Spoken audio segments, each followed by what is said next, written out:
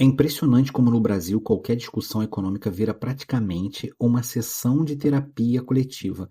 Ninguém está afim de discutir os números, produtividade, custo, impacto, é só o trabalhador tá cansado. Beleza, eu até entendo que está mesmo cansado, mas assim, quando é que cansaço virou argumento econômico?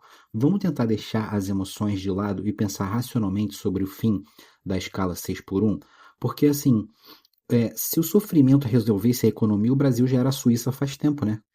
O mais engraçado é ver agora a ginástica política acontecendo em tempo real, porque quando a esquerda defendia o fim da escala 6 por um, era tratado como avanço, né? Um avanço civilizatório, uma humanização, dignidade, direitos trabalhistas. E agora que os setores da direita começaram a querer avançar e falar sobre isso, aí parte da esquerda resolveu descobrir os impactos econômicos, que agora os impactos econômicos vão precisar ser estudados. Mas a própria Erika Hilton, quando foi questionada na época, ela não sabia e ela não tinha um estudo para falar sobre os impactos econômicos. Ela só jogou lá uma medida populista, né, para eleitoreira, baseada na emoção, que é como o brasileiro sempre é pego. E aí, inclusive, você vê os próprios comentários, quando qualquer postagem em qualquer rede social falando sobre isso, é sempre apelando para o emocional. Nunca é sendo racional ou tentando entender o impacto econômico que vai aparecer. Aí, do nada, apareceu a preocupação com a produtividade da esquerda, o custo operacional, o impacto no pequeno empresário, mas antes não tinha isso, né? Engraçado, figuras como a Erika Hilton, que defendia a escala, praticamente ninguém do mesmo campo político dela cobrava uma explicação técnica. Eu acho que ninguém cobrava, né? Da esquerda cobrava uma explicação técnica de como isso seria implementado. Como isso afeta os pequenos negócios, qual o impacto na contratação, vai aumentar a informalidade? Não, nada disso. Aí agora começaram a tratar o tema com cautela, porque do nada, magicamente, descobriram a responsabilidade econômica. Mas aí é só porque mudou o grupo político falando. Na minha opinião, o que aconteceu de verdade, a direita tentou colocar e mostrar o impacto econômico porque está em ano de eleição, e isso todo mundo sabe, pelo menos você que está acompanhando isso aqui, e tira as emoções de lado e pensa racionalmente, entende o impacto que isso vai ter economicamente, né? Porque no Brasil, coerência ideológica ela dura até o adversário concordar com você. Aí quando ele concorda com você, aí você já não tem mais concordância na sua própria pauta, né? E é sempre mas nem, é sempre o emocional, né? Mas ninguém aguenta trabalhar assim, o trabalhador merece viver, isso é desumano. Cara, eu nem discordo, tá? Que muita gente vive exausta. O problema é transformar a sensação em política pública, sem calcular a consequência de como é que isso acontecer. O brasileiro médio acha que a economia funciona como uma frase motivacional do Tommy Shelby. Se a intenção é boa, então automaticamente ela vai dar certo. Ninguém olha para o outro lado da mesa. Parece que o empresário no Brasil é uma entidade mágica com dinheiro infinito, porque o governo adora querer fazer caridade com o dinheiro dos outros, né? O cara mal consegue sobreviver pagando imposto, aluguel, contador, processo trabalhista, encargo, fornecedor. Enfim, vocês já sabem como é que funciona no Brasil. Aí o Estado aparece agora falando, fala assim, olha só, faz o seguinte, contrata mais gente, trabalha menos horas e absorve o seu custo, né? Absorve o custo sorrindo. No Brasil, a minha empresa é tipo participar de um reality show de sobrevivência tributária. Agora, sabe o que é curioso? Ninguém fala em desonerar a folha de pagamento. Ninguém fala em diminuir o salário dos ministros, diminuir o salário dos senadores, ninguém fala nisso. Reduzir imposto para compensar a redução de escala, aí não entra no debate. Porque aí entraria um debate que o político odeia admitir. Diminuir a arrecadação, reduzir o peso do Estado. Porque eles sabem que o Estado é pesado, o Estado é gigante, o Leviatã. É muito mais fácil você posar de defensor do trabalhador usando o dinheiro do empresário. Olha que interessante. Aí a parte mais surreal de tudo isso é o timing, né?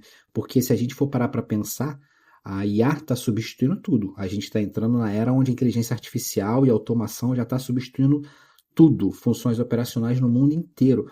Aí as pessoas acham que vai fazer caridade com o dinheiro dos outros E isso não vai gerar impacto nenhum em relação à demissão, em relação a substituir por robô, em relação a substituir por IA. Não, é praticamente assim, ó, você que é empresário, você que lide com isso.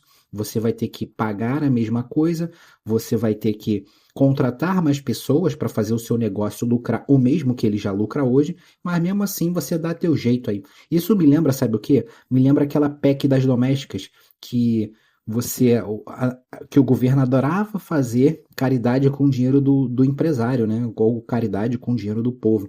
E aí sabe o que aconteceu depois da PEC das domésticas? O que aconteceu foi que o aumento da informalidade aumentou mais ainda antes da PEC. E aí é sempre uma solução brilhante, né? Uma solução para aumentar mais o custo da mão de obra humana. Olha que engraçado.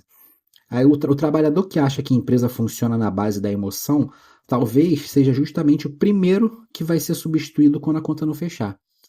Porque é assim que funciona. Não adianta você querer fazer caridade sem ou agir pela emoção, ou sempre o argumento com emoção, se o debate nunca entra em produtividade, nunca entra de forma racional. É muito mais fácil falar assim, ó, ninguém merece trabalhar tanto, do que discutir por que o Brasil produz pouco, cresce pouco e custa muito. Ninguém discute isso, né? Você não melhora a capacidade ou qualidade de vida destruindo capacidade de contratação. É simples assim. Grande empresa ainda consegue absorver o impacto, agora o pequeno negócio não. E se você for parar para analisar, a maioria das pessoas que empregam no Brasil são pequenos empresários. É o dono da padaria, do mercadinho, a loja pequena, restaurante de bairro. Esses caras não têm equipe sobrando. Se aumentar o custo, ele vai fazer o quê? E aí? Isso ninguém passa nisso, né? O cara vai precisar contratar menos, demitir, automatizar, aumentar preço, e aí o consumidor paga também. A economia, ela não funciona na base do grito ou na base da emoção. Porque se o político promete benefício, o empresário paga a conta. Mas aí o consumidor recebe o quê? Aumento de custo, recebe inflação, e o desempregado recebe só o discurso emocional de que ele está muito cansado. Ai, a internet criou uma geração que acha que toda discordância econômica é falta de empatia, né? Se você fala de custo, imposto, produtividade, imediatamente eles vão transformar isso em ataque ao trabalhador. Não, porque você está me atacando, porque ninguém mais aguenta trabalhar dessa forma. Porque aparentemente economia, racionalidade e matemática virou opressão, né? Por que que tudo precisa virar intervenção do Estado? Por que que o Estado não deixa o empregado, o empregador encontrar um ajuste? Aí você vai falar assim, ah não, mas o empresário, ele explora muito o trabalhador, explora muito o trabalhador. Por que que a gente não fala sobre os custos que o empresário tem na hora de contratar o empregado? Por que que a gente não fala sobre o Brasil ser o país onde você mais tem processos trabalhistas, perdão, no mundo? Ninguém fala isso, né? É sempre o Estado jogando mais imposto, tentando fazer caridade com o dinheiro dos outros. Quem paga a conta, meu amigo, é você. E não adianta você ficar emocional, porque quem vai pagar essa conta é você. Tanto com preço, tanto com inflação ou como com desemprego. O governo brasileiro ou o Estado, ele trata o adulto como se ele fosse incapaz de negociar a própria vida. Por que que o Estado acha que consegue organizar melhor a relação entre empregado e empregador do que as partes envolvidas? Ele não consegue nem resolver a merda do buraco na sua rua. Mas você acha mesmo, porque o brasileiro, ele adora meio que terceirizar a própria vida, né? O que vai acontecer provavelmente vai ser mais informalidade, porque quando contratar formalmente fica caro demais, não adianta, o mercado vai criar atalhos. Você não derrota a precarização tornando a contratação impossível. É assim que funciona. No papel é lindo, na propaganda política tudo funciona. Só esquece que empresa quebra no mundo real, entendeu? Não no Twitter. O brasileiro fica convencido que o empresário explora porque quer, quando às vezes ele só está tentando sobreviver ao manicômio tributário brasileiro, que é assim que funciona. Todo mundo quer trabalhar menos, quer ganhar mais, todo mundo quer direitos, mas ninguém quer discutir quem produz, quem paga e quem vai embora quando a conta explode. E depois ainda perguntam por que tanta empresa param de investir no Brasil e preferem investir mais em máquinas e inteligência artificial. Enfim, se você pensa dessa forma, parabéns, você não foi um cara que chegou e foi manipulado pela narrativa ideológica do Estado ou pela narrativa ideológica da esquerda.